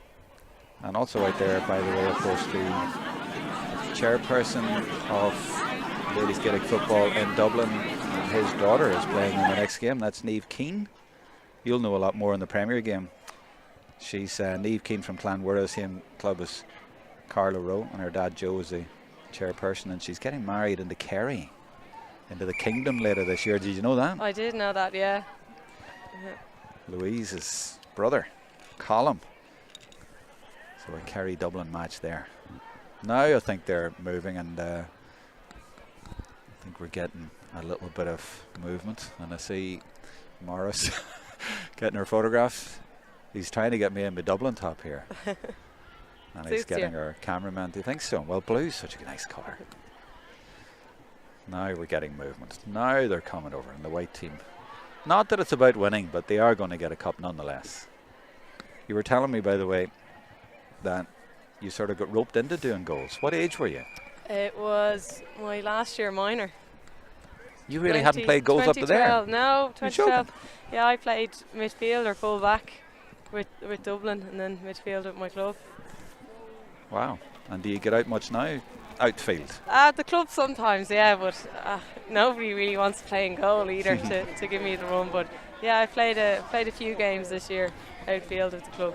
And do you remember that first game? Do you remember enjoying it? Did you save many? I think the manager on purpose decided to have, it was a challenge match against Kildare, and we'd no goalkeeper, and the match was fixed for my local pitch, so I think he was doing me a favour by fixing it for that. And I remember driving to Liffey Valley on my way home from training to get myself a pair of football gloves, and I went and bought the same ones as Gigi Buffon, just thought it would give me a bit of luck, and yeah, that was the start of it and the end of my outfield career then. Wow.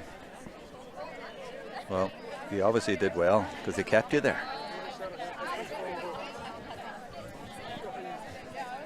And of course, Katrina O'Connor would have been a mentor for you back then, yeah? Yeah, Cleena. I think we did.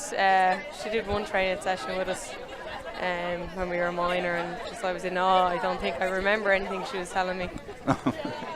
Well, she was the senior team goalkeeper for years. Yeah. And she would have been the 2010 keeper. Yeah. Now we're lined up. I'm going to stop talking in a minute because hopefully we'll pick up the speeches. Getting a nice view of it now. They've all come over perfectly for our camera to pick up. Sun's still bright here at DCU. And I've sent the message for player of the match, so Ciara should be lined up for getting that. Anthony O'Connor on Facebook has enjoyed the coverage. Thank you for your kind comments. Easy one to do today. Nice buzz about this, nice feel-good factor. And we're getting the thumbs up. And we're just hoping that they're going to be nice and close to the microphone. I don't think they are actually, but hopefully they'll go a little bit close and we'll hear what's been said out there. If they're not, we might have to go and move that microphone or tell them to go a little bit closer. But we are almost ready. It's a presentation for the 2023 go-ahead Dublin LGFA Club Stars Junior match. Senior one coming up after it. And great to see the big crowd here. And hopefully they have donated on the way in to Jigsaw.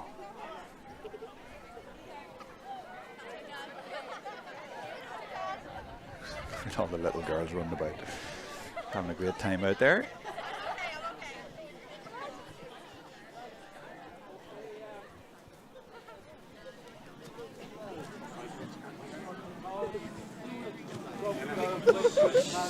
There we go.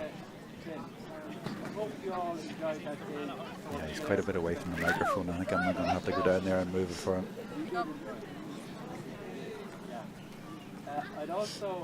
Right, I'll do that. I'll leave you here for a minute. I'll go down and move that closer. Sponsoring this event, as they have sponsored the Adult Ladies Championship in Dublin last year or so. I'm delighted to do some of the presentations. Must personally thank Patricia Monaghan on behalf of the Dublin Ladies County Board for organising this event and putting so much into it. Patricia is a great believer, and she insists every year that the most important players in Dublin are the club players, and how right she is. And those of you who are here today, you're here because you're representing your clubs, and it's in recognition of all the effort that has been put in by the clubs that this event takes place and all the players. So I really do thank you as County Board Chairman for all your efforts throughout the year, and that is a heartfelt thank you to Patricia and all of you who are here.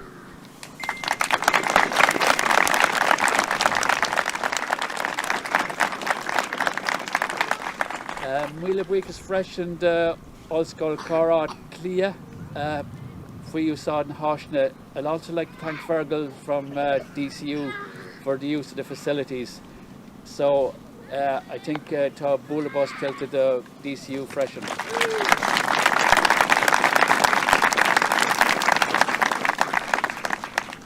Now I know, ladies, that you'll all be going toe-to-toe or head-to-head or whatever way you go throughout the year for your club, but I hope you all leave here today as friends and remember the day you've had, because the day is organised to be a celebration of what you've done in the last season, and please God what you will do in the next season will involve being friends with the players that you've met today in opposition that you don't normally meet. So I hope you enjoyed the day. Okay?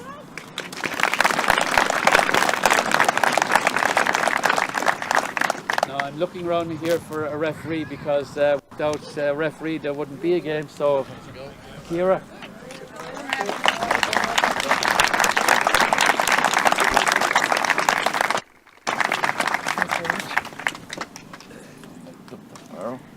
Just a little memento, and really appreciate it.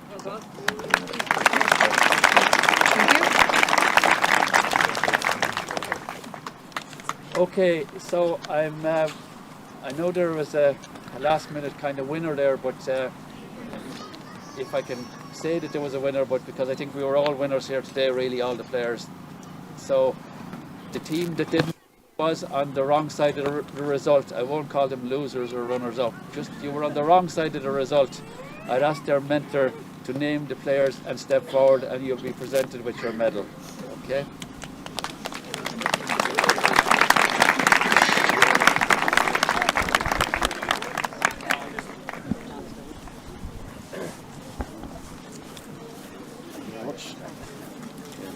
How about ourselves? In there. Okay, starting with the captain, Sarah Brennan.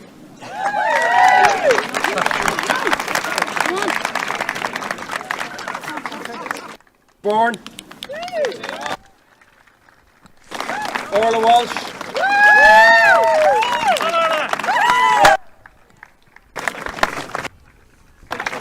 Aoife O'Connor. Avril Holmes. Lauren MacDonald. Ellie Horan. Do you want to get it? Oh. Megan Connolly. Thank you very much. Ellen Quinn. Thank you. Aidan O'Snuddick. Ali Gormley. Cheers. Emily Burke.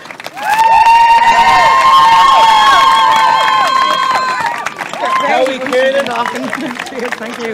Oh, thanks very much. Thanks a lot. Eva Coughlin. Fiona Craddock. Thanks very much. Eva Healy. Thank you. Emer Fitzsimons. Thank you. Rachel Hurley. Thank you. Katie O'Rourke. Thank you. Ciara Mangan. Sophie Kelly. Thanks. Sarah Nynham. Saoirse Lawler. Jane O'Donoghue.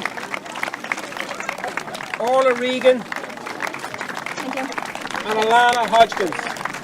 Thank you very much. Thanks a lot. Thank you.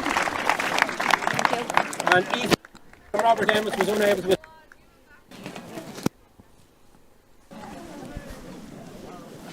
Okay, so we had a team that came out on the right side of the result. Okay, so I'll ask you to call out their names as we go forward and present them. Okay. Sinead Khaled. Go Sinead.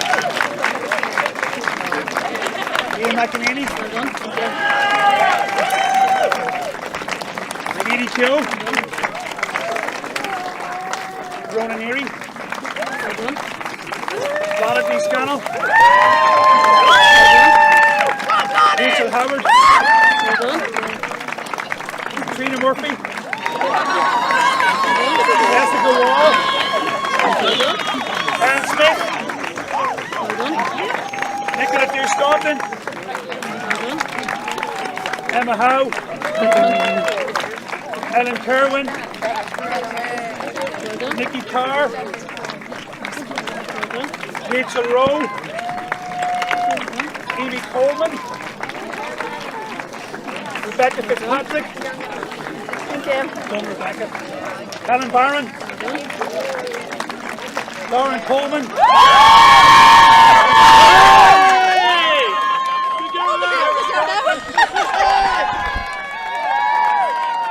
Sarah O'Neill.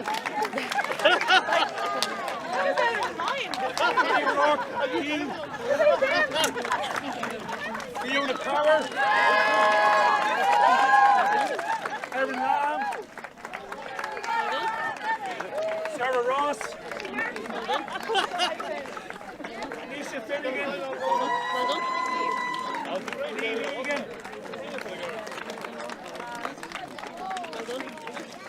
Gemma Kilduff. And today's captain, Ciara Burgess.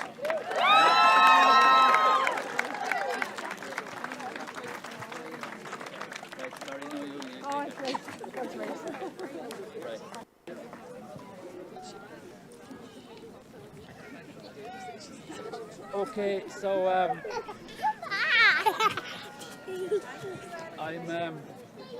just want to say thanks to the mentors who stepped in on the day to look after both teams as well.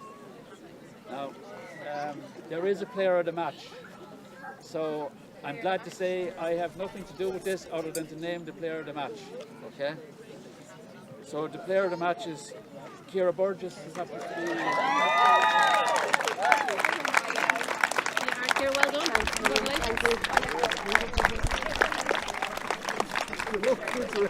Oh, turn around, look at the camera. Thanks, William. Here's the box of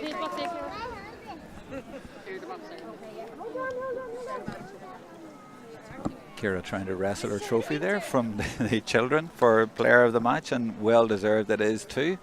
Great performance. And she is the player of the match as selected by Ciara Trant. Ciara is greedy, so she wants this trophy as well, okay? But in fairness, Cup I available just want too, to tell you and that Ciara was a the name captain. on this trophy is the Eugene Egan Memorial Trophy. Eugene Egan was probably one of the finest people I ever met in dealing with ladies Gaelic football, and he went to God a bit early, and sadly, but I just want to say that if he was here today, he would be absolutely delighted to see an event like this taking place.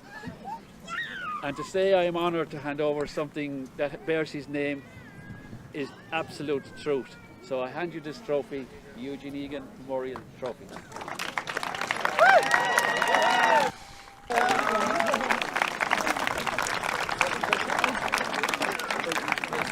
So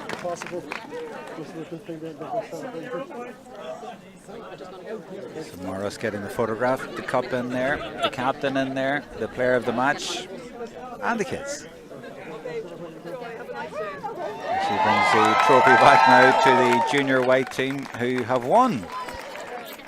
And there's the team photograph as everybody comes in now. All 29 players. They did leave it late, but they did win it. And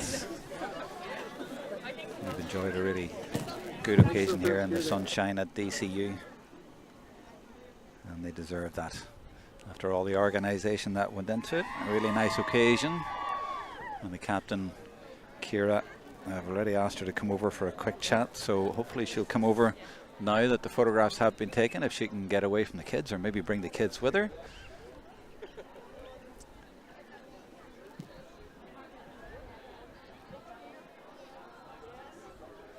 lost her now in the crowd, but hopefully she'll come over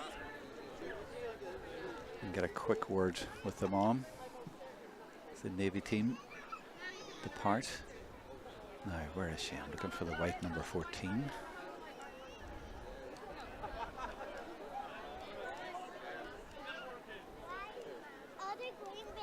I see her now. She's making her way now. Yeah, she's coming over, and she's got one of the kids with her. No, all the kids are coming. Yep. So Ciara Trant has left us for a minute or two. She will be back for the senior game, but we're going to put the headphones on for Ciara Trant, or for, not for Ciara Trant, for Ciara Burgess. There we go. We're replacing one Ciara for another. She's got child-minding duties. And she's putting down her trophies as well. She's got a couple with her. Now, right. Can you put that on? We're on live here, Ciara. So we'll turn around a little bit here and put them on you. Now turn around now, around this here. We want to see you. The camera up here now. We've seen a lot of you already. We'll get all them in as well. Come on round. If you stand around this way and look that way, camera's up there. Yeah, come on round. That's it. One on here. You want to come in here? Now, can you put those headphones on you? Had to get a word with you, Ciara, because such a lovely day and it worked out so nicely for you as well, and lovely occasion, wasn't it? Absolutely brilliant. Tell you, that went right down to the wire, and it's great to see there's such a high standard of ladies football in Dublin, and it was obvious there today. And today it gives club players a great opportunity to display their talents on a big stage in front of a big crowd like this. You know, and it gives the girls, club players, a bit of recognition for all their efforts that they put in throughout the year. Yeah, not just throughout the year. You've been putting in a lot of efforts for a lot of years. Now, I'm not going to go away. No, I won't go into my age there now, Jerome. Thanks. Well, I'm a little bit older than a lot of the girls there today now. Well, I was told that you were a Dublin senior in 2002 or thereabouts. Thereabouts, yeah. And a mom of 3? 3, yeah. You better do a name check. Yeah, we've got Sive here. Sive's 5. This is my daughter, Sive. This is my son, Connell. Connell's Shock Blina Dish. This is my niece, Emma. Emma's 7 as well. And then I have my daughter, Fia, is 2. She's down on the pitch there playing with her cousin. And it's a great day out. It's a great day for all the families and friends and the kids that come out to support us all the time. I would like to say a big thank you to all our supporters and, you know, all the girls that have got a club start today. Not only have they done themselves proud, they've also done their families proud, their friends proud and their clubs proud. So I'd like to say a big congratulations to everyone. Do you know the other, a group hug. Do you know the other contender for player of the match was a mum as well, Emily Burke. She was brilliant at the other end. So there must be something about, is there something about having babies and being a mum and coming back and enjoying the game? Yeah, that's it. We get out of the house for a little bit of a break, keeps us sane. So that's what it's about, it's just getting out of the house. Yeah, and on that note, we'd have to say a big thanks to our partners and to our family that are able to, you know, that support us and that are there to help us, you know, get out and play sport. So big shout out and big thank you to all our family that help us out in that regard. I can see why you like to get out of the house. Oh, it's a big occasion. These are very excited now, yesterday and today. Looking forward to coming out to this. But isn't it lovely that they can see you still doing it out there and still showing them and still impressing, to be fair, now player of the match? Yeah, thanks a million. It's absolutely, I tell you, I'm delighted that I'm in a position to be able to perform and play. Oh, here we've got help. Kids. We have help. Oh yeah, here's Nana. You know, a big thank you as well to Patricia and Bernice and all the people that are on the county board there that put in Trojan work, you know, behind the scenes to make this day possible. And a big thank you to Go Ahead Ireland, our sponsors. And we can't forget as well, you know, to support Jigsaw Ireland, which, you know, they provide a very important service to the young people of Ireland, you know. So it's great to be part of today. And the last mention for Castleknock for your club, because they had to nominate you to play in this. Yeah, big thanks to Castleknock, and we had Mickey McGuigan out managing us there today, and Eric from Finian's of Newcastle there. So yeah, no, I'm very honoured to have been selected, you know, and to come out and represent my club like this today. Good finish too, wasn't it? Yeah. I tell you what, I mean, I tell you, playing against that wind in the first half, it was a tough match, and as I said, it just goes to show there was such a high standard of football, and there is such a high standard of ladies football in Dublin. Like that's only the junior match, you know, and it was a great display of football there today. Went right down to the wire. We got 2 goals there from our number 18. She played a storm. Rebecca Fitzpatrick. Rebecca, yeah, she done great. So no, it was a great team effort now altogether. Okay, So, yeah. brilliant. Well, thanks for joining us and bringing over the family as well, and we hope everyone's enjoyed the coverage. We're going to be back shortly with the Premier game, but for now, that's it from the juniors. Well done. Thanks, Willie Jerome. Thank you.